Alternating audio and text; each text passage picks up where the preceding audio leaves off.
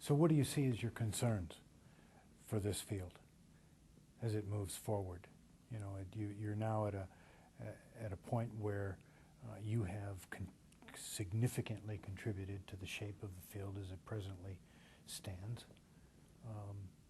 Looking forward to still a number of very vital years, but what is it that you want to leave? Yeah, in terms of a focus for the field. What would that you would want the most? That you're sitting down at dinner and you're saying to the people that you know best, your colleagues, you know, boy, I'd sure like to see this in 10 years. Okay.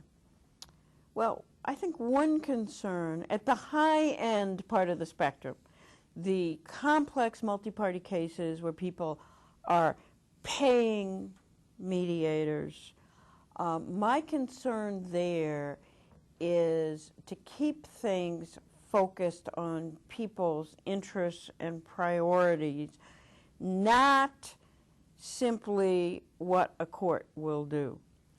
Giving people the time and the space to make decisions and not saying, oh, if you went to court, I think you would lose, or not saying that early in the process.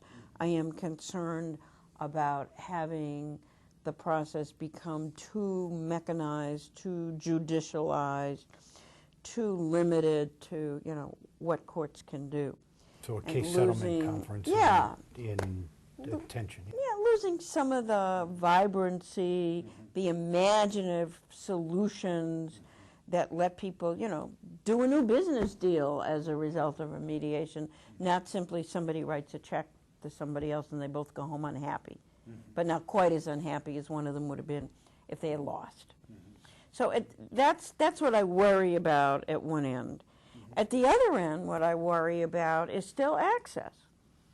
You know, how many people know really that there are ways to get disputes mediated?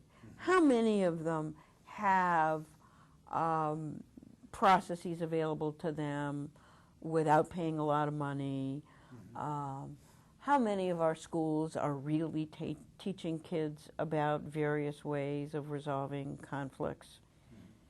I think that some of the emphasis recently on, you know, test scores, No Child Left Behind, means that there may be less emphasis on how to resolve disputes peacefully.